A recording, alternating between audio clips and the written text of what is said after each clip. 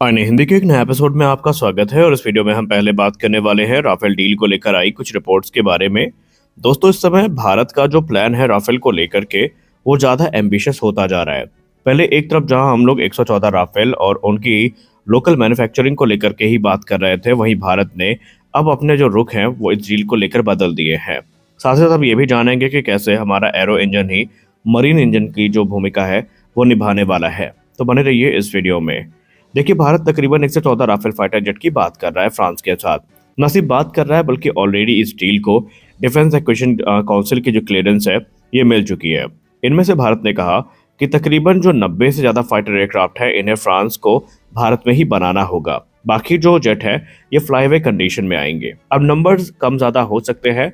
कुछ रिपोर्ट में नंबर 90 बताए जा रहे हैं तो कुछ में 96। तो अगर हम 96 जेट यानी 96 जेट का नंबर लेके भी चले तो भारत ने कहा कि जो 96 जेट है इनका निर्माण भारत में ही किया जाए, जो कि नागपुर के प्लांट पे होने वाला है। और बाकी के जो 18 एयरक्राफ्ट है ये फ्रांस से सीधा फ्लाईअवे कंडीशन में भारत आएंगे। और ये पहली बार होगा जब इतने बड़े पैमाने पर राफेल एयरक्राफ्ट फ्रांस से बाहर बनाए जाएंगे या असेंबल किए जाएंगे। अब नागपुर प्लांट ही क्यों महत्वपूर्ण है? देखिए, नागपुर में डसाल्ट रिलायंस एयरोस्पेस लिमिटेड है जो पहले से ही पार्ट्स बनाता है और ये फाइनल असेंबली हब बन सकता है।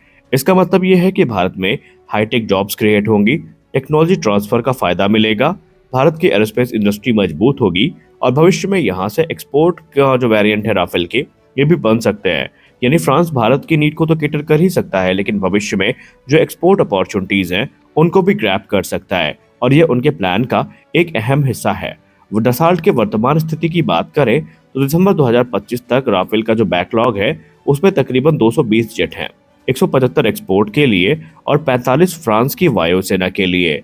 और 2025 में सिर्फ 26 जेट ही डिलीवर हुए हैं। अगर भारत 114 राफेल जेट का ऑर्डर करता है तो बैकलॉग 330 को भी पार कर जाएगा और इससे उत्पादन क्षमता पर दबाव बनेगा। और इसीलिए फ्रांस ने भी अपना जो प्लान है उसको चेंज किया है। डसाल्ट एविएशन का प्लान ये है कि एक लाइन फ्रांस में होगी तो दूसरी जो प्रोडक्शन लाइन है ये भारत में नागपुर में संभावित है कि स्टैब्लिश करी जाएगी। और 2031 के बाद दोनों मिल करके लगभग 50 से ज्यादा जेट प्रति वर्ष की दर तक बना सकते हैं। और अगर मांग बढ़ी तो ये नंबर 60 जेट प्रति वर्ष की दर तक भी जा सकती है। यानी भारत की वजह से राफेल का जो ग्लोबल प्रोडक्शन है ये बढ़ने वाला है। इससे भारत को भी बहुत सारे फायदे मिलेंगे। भारतीय वायुसेना को जल्दी नए फाइटर जेट मिलेंगे, लोकल मैन्युफैक्चरिंग होगी, सप्लाई चेन में भारत की एंट्री होगी। भविष्य में मेड इन इंडिया राफेल जो एक्सपोर्ट है ये भविष्य में हो सकते हैं। यहाँ पर भारत को सिर्फ खरीदार नहीं बल्कि ग्लोबल डिफेंस पार्टनर बनाया जा सकता है फ्रांस के तरफ से। यानी स्पष्ट है कि फ्रांस यहाँ पर अपने कदम मजबूत कर रहा है। लेकिन अब भारत ने यह स्पष्ट कर दिया है कि सब चीजें फ्रांस की शर्तों के अनुरूप नहीं चलेंगी। कुछ चीजें हैं जिनमें फ्रांस को भारत की बात भी माननी पड़ेगी। भारत ने राफेल डील में कुछ प्रमुख शर्तें भी रख दी है। पहली शर्त यह है, जो कि मैंने कहा, कि 114 में से 90 से ज्यादा जेट जो है भारत में बनाए जाएंगे। भारत सिर्फ असेंबली नहीं करेगा बल्कि यहाँ पर भारतीय कंपनियों की जो असली भागीदारी है फ्रांस को ये सुनिश्चित करनी पड़ेगी। उन्होंने ये भी कहा भारत की तरफ से कि भारत चाहता है कि इन राफेल विमानों में अपने रेडार, एवियोनिक्स, इलेक्ट्रॉनिक सिस्टम और मिसाइल जैसे कि अस्त्र हो गया, ब्रह्मोस का डेरिवेटिव हो गया, भारत इनको आसानी से इंटीग्रेट कर पाए। इसकी स्वतंत्रता भी फ्रांस को सुनिश्चित करनी पड़ेगी। मतलब भारत पूरी तरीके से भविष्य में फ्रांस पर निर्भर ना रहे, भविष्य में खुद अपग्रेड कर सके। ये जो भारत को स्वतंत्रता है फ्रांस को देनी ही पड़ेगी इस डील के अंतर्गत। अब फ्रांस क्या देने को तैयार है उस पर भी बात कर लेते हैं।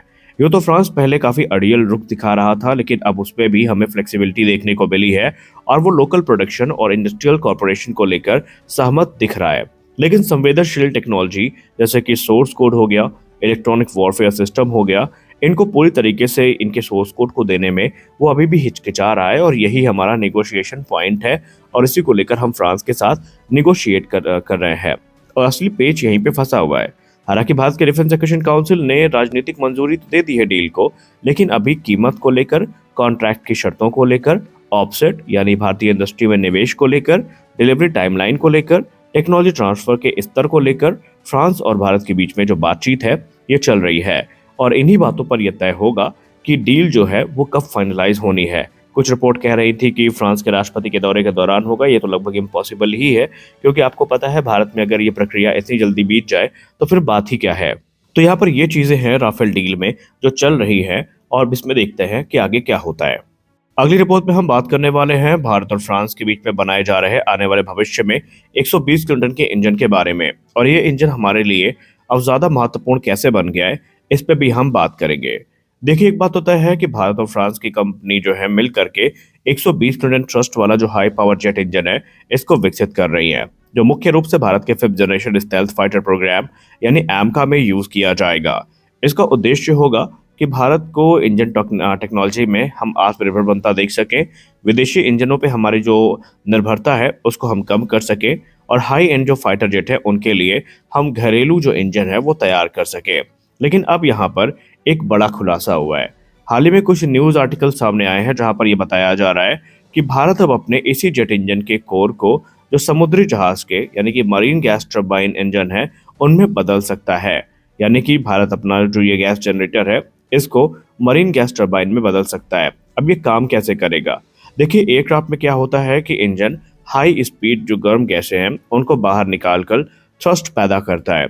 वहीं अगर हम जहाज़ों की बात करें, खासकर नेवल वॉरशिप्स की बात करें, तो यही जो गैस टर्बाइन है ये एक फ्री पावर टर्बाइन से जुड़ती है, और ये टर्बाइन प्रोपेलर को घुमाने के लिए रोटेशनल पावर बनाती है, जिसको हम शैफ्ट पावर भी कहते हैं। तो यही सारा काम हमें 120 किलोटन के इंजन के साथ होता दिखाई पड़ेगा। अब सवाल ये उठता है कि ये मरीन जो वेरिएंट है इंजन का, ये कितनी पावर देगा? देखिए, एक अनुमान ये बता रहा है कि 120 किलोटन इंजन का जो समुद्री संस्करण है वो तकरीबन 25 से लेकर 30 मेगावाट की जो पावर है वो जनरेट करेगा। यानी 33,500 से लेकर 40,000 शैफ्ट हॉर्स पावर की जो पावर है वो जनरेट करेगा। और ये पावर लेवल कुछ बड़े इंजन्स के बराबर होगा, जैसे कि जनरल इलेक्ट्रिक द्वारा बनाया जा रहा LM2500 या फिर रोल्स रॉयस के द्वारा बनाया जा रहा है जो MT30 इंजन है। इनके समकक्ष इसकी पावर होगी। मतलब ये है कि ये मीडियम से लेकर जो बड़े डिस्ट्रॉयर हैं और फ्रिगेट्स हैं, यानी 6,000 से लेकर 9,000 टन तक के जो जहाज हैं उनके लिए पूरी तरीके से उपयुक्त रहेगा, और इसी पर इस समय काम चल रहा है। और भारतीय नौसेना को इसका फायदा भी मिलेगा, जैसे कि विदेशी गैस टरबाइन पर हमारी निर्भरता घटेगी, लॉजिस्टिक आसान होंगे, स्वदेशी सिस्टम के साथ बेहतर इंटीग्रेशन होगा, बेहतर फ्यूल एफिशिएंसी मिलेगी, और हमें मेंटेनेंस भी कम देखने को मिलने वाला है। लेकिन यहाँ पर चुनौतियां भी बहुत सारी हैं। ये प्रोग्राम इतनी आसानी से आगे नहीं बढ़ेगा। इसमें मुख्य चुनौतियां ये हैं कि हमें जो समुद्र का नमकीन पानी है उस पर जो जंग की समस्या होती है वो देखनी पड़ेगी। हॉट सॉल्ट अटैक यानी टरबाइन ब्लेड को नुकसान जो होता है उससे बचाना होगा उसे। समुद्री ईंधन में जो हमें ज़्यादा सल्फर देखने को मिलती है, जो कि उसके लिए कंबशन सिस्टम में हमें बदलाव ज़रूरी है, वो हमें करना पड़ेगा। और क्योंकि जो वॉरशिप्स होती है इन्हें ज़्यादा हाई स्पीड नहीं बल्कि लो आरपीएम पर ज़्यादा टॉर्क चाहिए, तो ये चीज़ें भी हमें नोटिस करनी होंगी। इसीलिए मरीन वेरिएंट में हमें स्पेशल कोटिंग करनी पड़ सकती है, मजबूत मल्टी स्टेज टरबाइन देखने को मिल सकते हैं, अलग डिज़ाइन एडजस्टमेंट करनी पड़ सकती हैं, और ये सब चीज़ें इसकी प्राइमरी नीड का एक हिस्सा है। तो आज के इस वीडियो में बस इतना ही। मिलते हैं अगले वीडियो में, तब तक के लिए जय हिंद।